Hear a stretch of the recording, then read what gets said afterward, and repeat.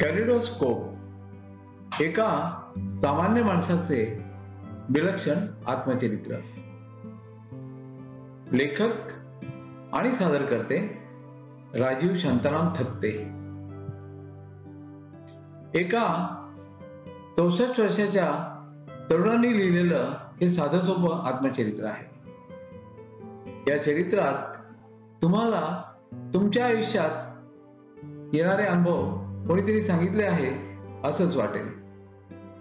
प्रत्येकाने आपले जीवन कसे गेले ते सांगण्यात तर खरी मजा आहे. त्यात जर तुमच्या आयुष्यात आगळ्या वेगळ्या अनोख्या घटना घडल्या असतील तर ते वाचकांना नक्कीच आवडेल. मी तसाच प्रयत्न केला आहे. तुम्हाला या चरित्राच्या रूपाने एका सामान्य माणसाचे विलक्षण जीवन कळावे हाच या कॅलिडोस्कोपचा उद्देश आहे.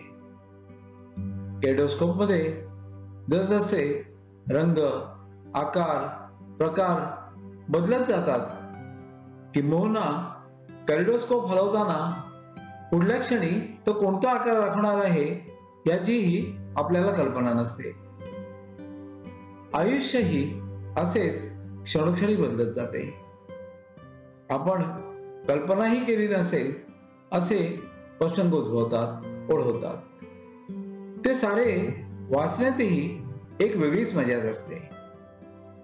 दुसऱ्याचे आत्मचरित्र वाचताना आपण स्वतःचे आयुष्य कसे गेले, कसे घालवले त्याचाही वेध घेता येतो. तसा वेध घेण्याची इच्छा आपणा सर्वांना हो ही ईश्वरचरणी प्रार्थना. इंडो जर्मनचा शेवट. 1988च्या मे महिन्यात इंडो जर्मन फार्मास्युटिकल्सच्या आधीच्या वर्षाच्या उत्पन्न आणि खर्चात प्रचंड तफावत झाली होती असे माझ्या लक्षात आले. महाराष्ट्र राज्यातील इंडो जर्मन फार्मास्युटिकल्सचा टर्नओव्हर वार्षिक 44 लाख रुपये होता. तर जेवढा वार्षिक टर्नओव्हर मिळवण्यासाठी सुमारे 12 लाखाच्या जाहिराती द्याव्या लागत होत्या. याउलट महाराष्ट्र सोडून इतर राज्यांमध्ये जसे गुजरात, राजस्थान, दिल्ली, यूपी, बिहार या राज्यांमध्ये 30 लाखांचा वार्षिक टर्नओव्हर मिळवण्यासाठी एकूण 50 लाखांच्या जाहिराती पेपरला द्याव्या लागल्या होत्या. म्हणजेच आमच्या एकंदर 74 लाख रुपयांच्या टर्नओव्हरसाठी 62 लाख रुपयांच्या जाहिराती आम्हाला 1987-88 या वर्षात द्याव्या लागल्या होत्या. महाराष्ट्रात मिळवलेल्या इंडो जर्मन फार्मास्युटिकल्सचा टर्नओव्हर वार्षिक 44 लाख रुपये होता. तर जेवढा टर्नओव्हर मिळवण्यासाठी सुमारे 12 लाख रुपयाच्या जाहिराती द्याव्या लागत होत्या त्यात आम्हाला 20 लाखाचा नफा मिळवला होता. तर महाराष्ट्र सोडून उरलेल्या राज्यात मात्र 30 लाखांचा वार्षिक टर्नओव्हर मिळवण्यासाठी एकूण 50 लाखांच्या जाहिराती पेपरला द्याव्या लागल्या होत्या. म्हणजेच आम्हाला 30 लाखांचे नुकसान इतर राज्यातल्या मार्केटिंग खर्चामुळे त्या वर्षात झाले होते. अर्थात कंपनीला 1987-88 या वर्षात 30 लाखांचे नुकसान झाल्याचे मी घरच्यांना सांगितलेच नव्हते. संध्याचे एक दूरचे मामा श्री पोतनीस त्यावेळी मार्केटिंग मॅनेजर म्हणून काम पाहत असत. त्यांनी कंपनीला सुमारे 30 लाखांचे नुकसान झाले असल्याचे घरी माझ्या बायकोला संध्याला सांगितले. तसेच त्यांनी नोकरीचा राजीनामाही मला धडकी दिला. माझ्या बायकोचे नातेवाईक म्हणून ज्यांनी नोकरी मिळवली त्यांनीच अशा कठीण प्रसंगी मला परिस्थितीशी न लढताच नोकरी सोडून जावे याची खंत मला निश्चितच वाटली. त्यावेळी एकूण 40 लाख रुपयांची इंडो जर्मन फार्मास्युटिकल्सची लायबिलिटी होती. सुमारे 32 लाखांचे लोन युनायटेड वेस्टर्नचे आता फेडायचे होते. तर 8 लाखांची BYF आदी पब्लिसिटी सर्व्हिसेस आणि इतर सप्लायर्सना लायबिलिटी होती. मी त्यावेळी विक्रोळीला आई बाबांना राहण्यासाठी घेतलेला फ्लॅट रिकामाच होता. बाबा आता थकल्यानं माझ्या कारखान्यात येत नसत. आई आणि बाबा दोघेही अनिलच्या रिकाम्या असलेल्या मुलुंड येथील घरात शिफ्ट झाले होते. त्यामुळे विक्रोळीच्या कन्नवा नगरचा हा माझा फ्लॅट विकण्याचा निर्णय मी घेतला. थोड्याच कालावधीत हा फ्लॅट 10 लाख रुपयांना विकला गेला. मी त्यातून BY मध्ये पब्लिसिटी सर्व्हिसेस आणि इतर सप्लायर्सची जी लायबिलिटी होती ते 8 लाख रुपये मोठ्या मुश्किलीने दिले. कोणाचेही पैसे आपल्या आर्थिक अडचणींमध्ये आपल्याकडे ठेवू नयेत असे माझ्या आई वडिलांनी त्यांच्या आदर्शामधून आम्हाला शिकवले होते. त्याचाच आदर्श मी यावेळी जीवनात ठेवला होता. युनायटेड वेस्टर्न बँकेकडून मी त्यावेळी 32 लाख रुपयाचे लोन रिशेड्यूल करून घेतले.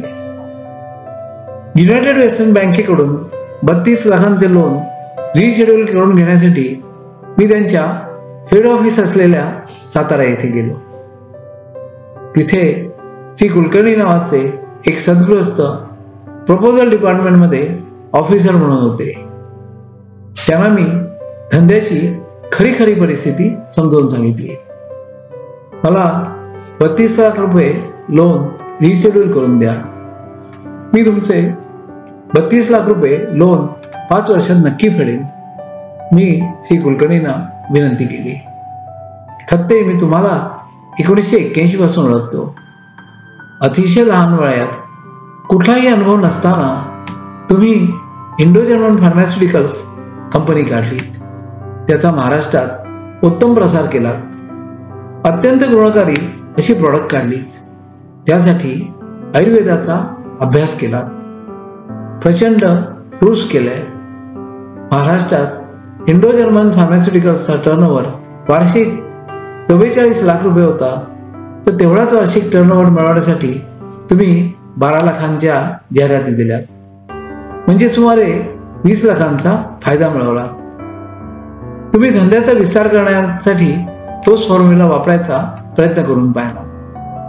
महाराष्ट्र सोडून उरलेल्या राज्यात मात्र 30 लाखांचा वार्षिक टर्नओव्हर मिळवण्यासाठी एकूण 50 लाखाची जाहिराती तुम्हाला द्याव्या लागल्या. तुम्हाला 30 लाखाचे नुकसान या नवीन राज्यातल्या मार्केटिंगच्या खर्चावर झाले. हा एक प्रयोग तुम्ही केला, पण त्यात अपयशी ठरला.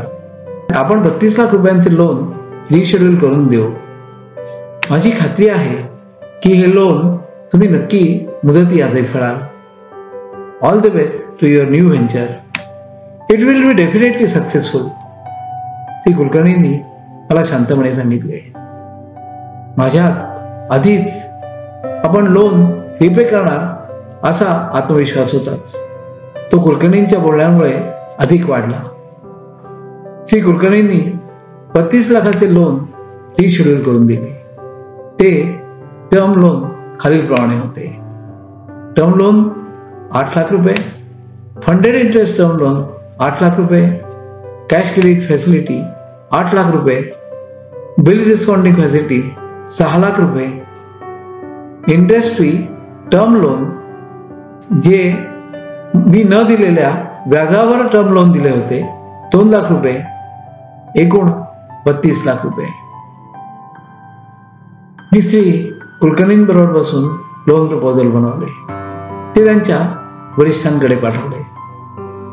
श्री पालकर साहेब त्यावेळी डेप्युटी जनरल मॅनेजर होते. या थत्ते बसा, पालकर साहेबांनी बसायला सांगितले. तुमच्या इंडस्ट्रियल गाड्यांची एकूण किंमत किती असेल हो? पालकरांनी मला विचारले. 40 लाख असेल साहेब, हे उद्गारलं. तुम्ही सगळे गाळे विकून टाका आणि बँकेचे 32 लाख फेडून टाका ना.